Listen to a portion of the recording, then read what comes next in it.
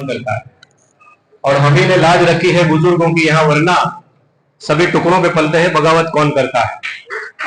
और किसी का नाम लेता हूं तो बहुत नाराज होते हैं। मुझे अच्छे से पता है मेरी कौम के साथ खिलवाड़ कौन करता है। अल्हम्दुलिल्लाह प्रभास पाटण पटणी समाज एक खूब सारू समाज है। प्रभास पाटणની અંદર હંમેશા દરેક સમાજને પોતાની સાથે રાખી અને તેમના સુખ દુઃખના ભાગીદાર બની અને આગળ વધતા રહેતો હોય તે પટણી સમાજ છે।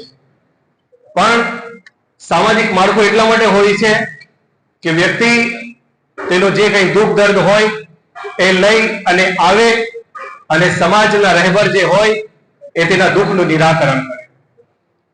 દરેક બાબતે એ આર્થિક બાબત હોય, સામાજિક બાબત હોય, શૈક્ષણિક બાબત હોય, તેને જે કઈ તકલીફ પડતી હોય તો એ સમાજના દર સુધી આવે અને ત્યાં એનું સુખદ નિરાકરણ થાય। અને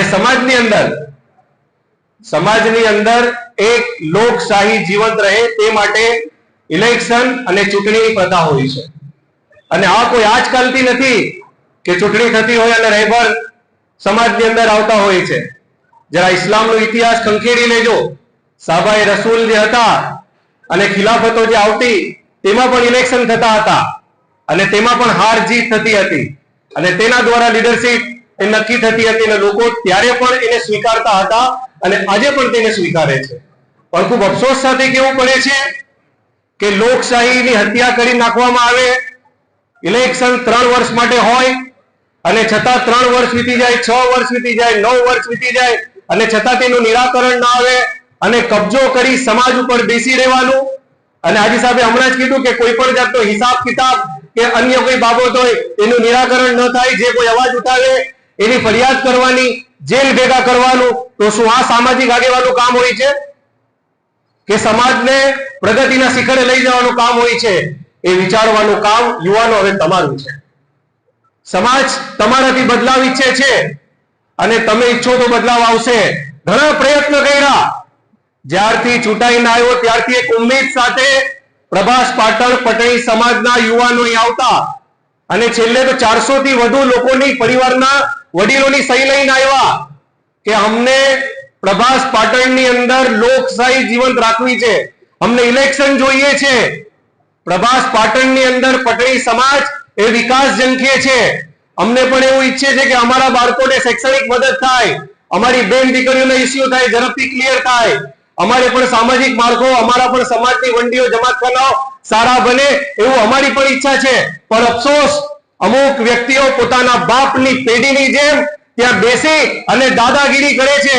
આ ચંગુલમાંથી છોડાવો ત્યારે વેરાવળ મુસ્લિમ સમાજ અને તેનું પટણી સમાજ એ આજુબાજુ પટણી સમાજ જેટલા પર ગામડા છે તેમનું વડીલ છે, તેની વાત સ્વીકારવામાં આવી અને તે અનુસંધાને ઘણી બધી મીટિંગ કરવામાં આવી, પ્રાઇવેટ મીટિંગ કરવામાં આવી, પબ્લિકની મીટિંગ કરવામાં આવી અને કહેવામાં આવ્યું કે ભાઈ બાપા તમને લોકો ફક્ત એ કહે છે કે ઇલેક્શન આપો, દરેક બાબતને સાઇડ લાઈન કરો। આ ફલાણાની મિલકત, આ ઢીકણાની મિલકત મૂકી દો, જેની પાસે વડીલોની મિલકત છે એને રહેવા દો, એક નવા સિરાથી શરૂઆત કરો। જે કોઈ સારો નેતા હશે, લોકોના દિલમાં જેની ઇજ્જત હશે, લોકો તેને સ્વીકારશે। આપ ઇલેક્શન આપી દો, પણ દર વખતે કંઈક નવું લઈ આવવાનું, કંઈક નવું લઈ આવવાનું। એટલે પરિણામે થાકી અને આજે આ નિર્ણય કરેલું છે કે હવે સમાજની અંદર બદલાવ એ વેરાવળથી અંદર કરવામાં આવશે, તેમાં કોઈ બેમત નથી। ઘણા બધા યુવાનો આવ્યા હતા, તેમને ઘણી રીતે હેરાન કરવામાં આવ્યા, ક્યારેક પોલીસ ચોકી ઉપર એમની ફરિયાદ કરવામાં આવી, ક્યારેક બાહુબલના આધારે એમને ડરાવવામાં આવ્યા, ક્યારેક આજુબાજુના પટેલ થતું તેમને મેસેજ તોડા કરવામાં આવ્યા। પણ છતાં પણ હું તો સલામ કરું છું પાટણ પ્રભાસ પાટણના યુવાનોને કે તેમણે હિંમત દાખવી અને આ निर्णय સુધી પહોંચ્યા। કારણ કે ખામોशी कहीं तुम्हें बुज़दिल न कर दे, जब जरूरत हो बोला करो। खामोशी कहीं तुम्हें बुज़दिल न कर दे, जब जरूरत हो बोला करो। जी हुजूरी और गुलामी छोड़कर इंसानियत के लिए भी मुंह खोला करो। बोलવું પડશે, અવાજ કરવું પડશે, કારણ કે જે માણસ જીવિત હોય છે એની અવાજ બહાર આવે છે, મુર્દા લોકોની અવાજ બહાર નથી આવતી। અને પ્રભાસ પાટણ પટણી સમાજ એ જીવતા લોકોનો બેસ્ટ એક્ઝામ્પલ છે કે તેઓ જી હુજુરી અને ગુલામી સ્વીકારવાના નથી. અને એ કારણથી આજે ભરપૂર સંખ્યામાં જે કાલે દસ્તખત કરીને ગયા હતા આજે પણ અહીંયા છે, જેની અંદર ઘણા બધા એક્સપોર્ટર્સ છે, ઘણા બધા ગવર્નમેન્ટ જોબ કરનારા છે, ઘણા બધી ખેતીની ફિલ્ડમાં છે, ઘણા બધી ધંધાર્થી છે. એ લોકો પાટણમાં વિકાસ ઝંખે છે. ઇન્શાઅલ્લાહ વેરાવળ પટણી સમાજ અને વેરાવળ મુસ્લિમ સમાજ આપની સાથે છે અને આવનાર સમયમાં તમે જે ઈચ્છો છો એ તમને આપીને રહેશું તેની ખાતરી આપું છું. અહીં હંમેશા પોઝિટિવ માઇન્ડ રાખવાનું હોય માણસને. નકારાત્મક વિચારથી માણસની દીન અને દુનિયા બંને ખરાબ થાય છે. અરે હું તમારા દીકરા બરાબર છું, પણ હોદ્દાની રૂહે હું વેરાવળ પટણી સમાજનો પ્રમુખ સાથે સાથે મુસ્લિમ સેવા સમાજનો પ્રમુખ છું. હમણાં હાજી અલી મોહમ્મદ ખતાઈએ કીધું કે જે એમનો દીકરો પ્રમુખ બને તો એ પણ સમાજનો માવતર હોય, પણ એના માટે અને એના સાથીઓ માટે આવા શબ્દ યુઝ કરવાના કે ગુંડા છે, અસામાજિક તત્વો છે, કબજો કરીને બેઠા છે. અરે અક્કલના આંધળાઓ જુઓ, કબજો કરીને કોણ બેઠો છે બધા જાણે છે. અને વિકાસ જોવું હોય તો 7 કિલોમીટર દૂર પ્રભાસ પાટણથી વેરાવળ છે. આવો અને જો પટણી સમાજનો વિકાસ કેને કહે છે. 1 વર્ષ 6 મહિનાની અંદર માણસ પોતાનું ઘર નથી બનાવી શકતો, પણ આ અફઝલ સર એક ફેસ છે અને એની કોઈ બડાઈ નથી. એ પટણી સમાજની બડાઈ છે અને મુસ્લિમ સમાજની દુઆ છે કે એના સાથીઓ દ્વારા માણસ વિચાર ન કરી શકે એવા જમાતખાના, ઓફિસીસ, 48 ઘર, સમૂહ લગ્ન એ કરીને દેખાડી દીધું છે. અને આ ચેલેન્જ છે તમારા જેવા કબજા કરવા વાળા લોકો માટે. આંખના અંધાઓ જુઓ તમે, આજ પ્રભાસ પાટણ પટણી સમાજના લોકો તમારી પાસે પણ ઈચ્છે છે. તમે કેને ગુમરાહ કરો છો? આ યુવાનોને શું હાસિલ કરી લેશે વેરાવળ પટણી સમાજ? પ્રભાસ પાટણની અંદર ત્યાંના લોકો વિકાસ ઝંખે છે, એમને પણ ડેવલપમેન્ટ જોઈએ છે અને એ કારણથી એ લોકો ઇલેક્શન માંગે છે. શું ઇલેક્શન લડવું, ઇલેક્શન માંગવું એ પાપ છે, ગુનો છે? તો તમે આવી રીતે બદનામ કરો છો લોકોને. તમારી નકારાત્મક વાતો એ નહીં ચાલે. વર્તમાન પટણી સમાજે દરેક સમાજ માટે, હું તો એમ કહું છું, દરેક સમાજ માટે એક નવી રાહ ચીંધી છે કે જો વ્યક્તિ કરવા ઈચ્છતો હોય, જો ઈચ્છા હોય તો સમાજનો વિકાસ થઈ શકે છે. અને એ વાતની સાબિતી વેરાવળ પટણી સમાજે લોકો મુસ્લિમ સમાજ તરફ મૂકી છે, ફક્ત પટણી સમાજ તરફ નહીં. કે જો માણસનો ઈરાદો હોય, અને અલ્લાહ ખુદ કુરાનમાં કહે છે કે તમારા અમલનો દારોમદાર તમારી નિયત પર હોય છે. અમારી નિયત સારી હતી, અમારી નિયત સારી હતી વેરાવળ પટણી સમાજની, એટલે અમે લોકોને વિકાસ આપ્યો. અને ઇન્શાઅલ્લાહ તાલાઉ રહેમાન આવનાર સમયમાં પણ, હજુ 1.5 વર્ષ બાકી છે, તેમાં પણ પટણી સમાજનું પણ અને મુસ્લિમ સમાજનું પણ વિકાસ કરશું. તેમાં કોઈ બેમત નથી. ખોટા 2-4 લોકો નેગેટિવ વાતો ગ્રુપોમાં પ્રભાસ પાટણના હોય કે વેરાવળમાં હોય એ ફેલાવવું એ યોગ્ય નથી.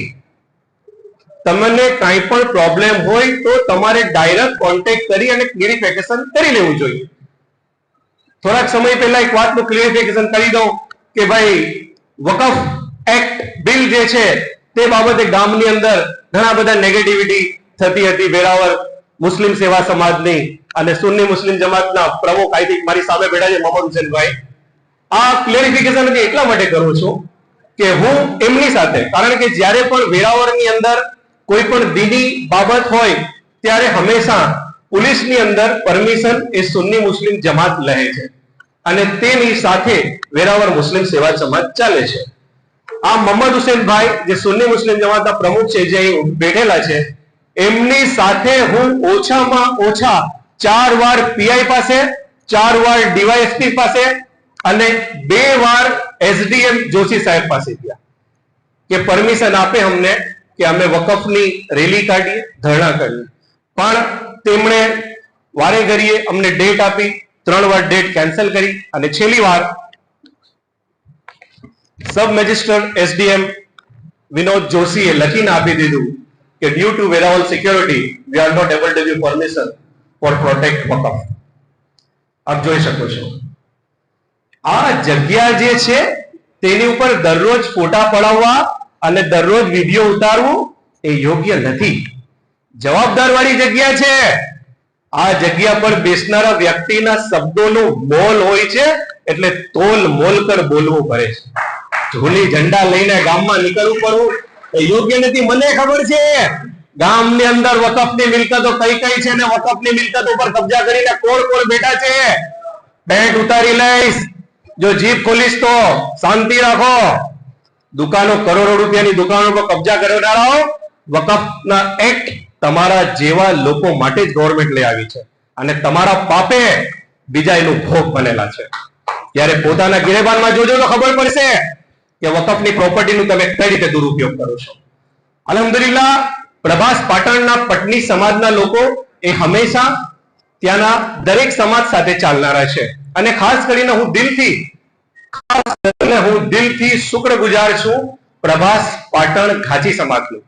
અલ્હમ્દુલિલ્લાહ, હંમેશા ઘાચી સમાજે જ્યારે પણ મેં રિક્વેસ્ટ કરી, મેં વિનંતી કરી એ મને આ સાથ સહકાર તમારો જોઈએ છે, ત્યારે હંમેશા મને એક વડીલ માની અને પોતાની જમાતખાનાની ચાવીઓ સોંપી દીધી. જાઓ સર, તમે કહેશો, તમે જે પ્રમાણે એ પ્રમાણે ડેવલપ કરશો. કારણ કે અમે પણ ઈચ્છીએ છીએ, પ્રભાસ પાટણ ઘાચી સમાજના પ્રમુખ એમ કહે છે કે અમે પણ ઈચ્છીએ છીએ કે પ્રભાસ પાટણ મુસ્લિમ પટણી સમાજનું ડેવલપમેન્ટ થાય.